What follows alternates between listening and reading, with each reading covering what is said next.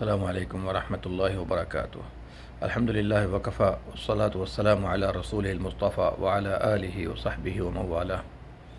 میرے بھائیو، کل میں نے ایک کلپ چڑھایا تھا یوٹیوب پر اور فیس بک پر، جس میں نے بتایا تھا کہ عید میلاد النبی منانا بدعت ہے۔ اس کی واضح دلیل کیا ہے؟ نبی صلی اللہ علیہ وسلم نے کبھی نہیں منایا، صحابہ نے کبھی نہیں منایا، خلفائے راشدین نے کبھی نہیں منایا، بلکہ صحابہ کرام سے ایک قول بھی مروی نہیں ہے۔ یہاں تک کہ تابعین کے دور میں نہیں منایا گیا اور ائمہ اربعہ نے نہیں کیا۔ اس سے بڑھ کر دلیل کیا ہو سکتی ہے؟ خیر القرون پورا کا پورا خالی ہے، 360 ہجری تک اس کا کوئی وجود نہیں ہے۔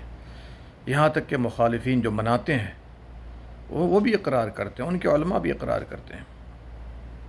احمد یار گجراتی ہے اور بہت سارے علماء ہے کہ نہیں؟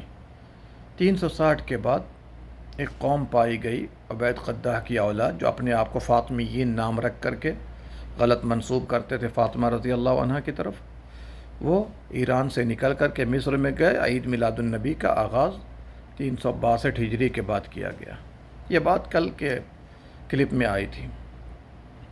آج میں بتانا چاہتا ہوں کہ لوگ بہت سارے اشکالات کھڑے کرتے ہیں، لیکن ان اشکالات سے پہلے میں چاہتا ہوں کہ ایک بات آپ کے گوشے گزار کر دوں۔ عرب کے علماء انڈونیشیا گئے، انڈونیشیا کے علماء اور مشائخ نے عرب کے علماء سے کہا کہ آپ لوگ نبی سے محبت نہیں کرتے، اور یہی بات ہمارے ہند و پاک کے جو اہل باطل ہیں، اہل بدعت علماء ہیں، وہ بھی یہی بات کہتے ہیں کہ جی آپ لوگ نبی سے محبت نہیں کرتے۔ سبحان اللہ! اصل محبت کرنے والے کو کہا جاتا ہے محبت نہیں کرتے۔ کہتے ہیں ایک دلیل لا کر کے دو، قیامت کی صبح تک نہیں دے سکتے، یا پھر کہتے ہیں آپ نبی سے محبت نہیں کرتے۔ نبی سے محبت کا معیار اتباع سنت ہے، لفاظی نہیں ہے۔ جی لفاظی نہیں ہے، دعوے نہیں ہے۔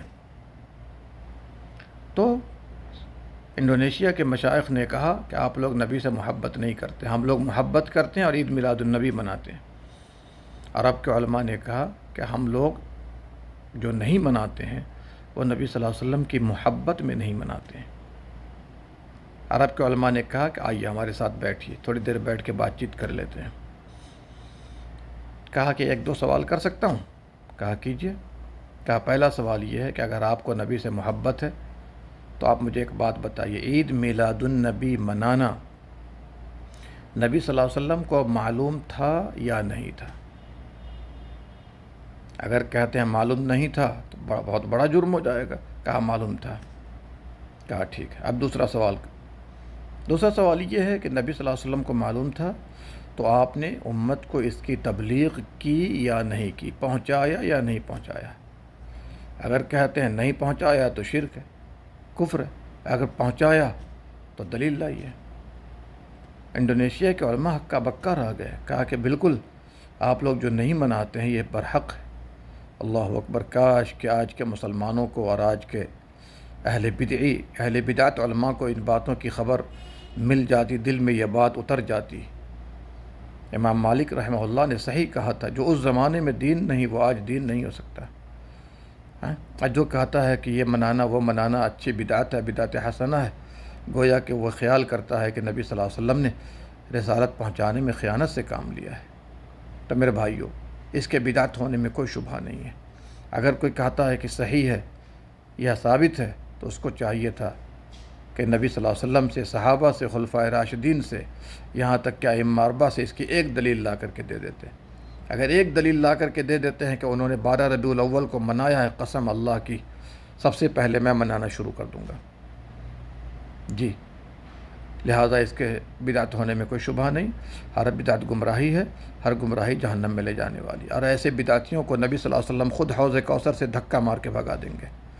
اللہ تعالی ہم سب کو بدعتوں سے دور رکھے، آمین یا رب العالمین۔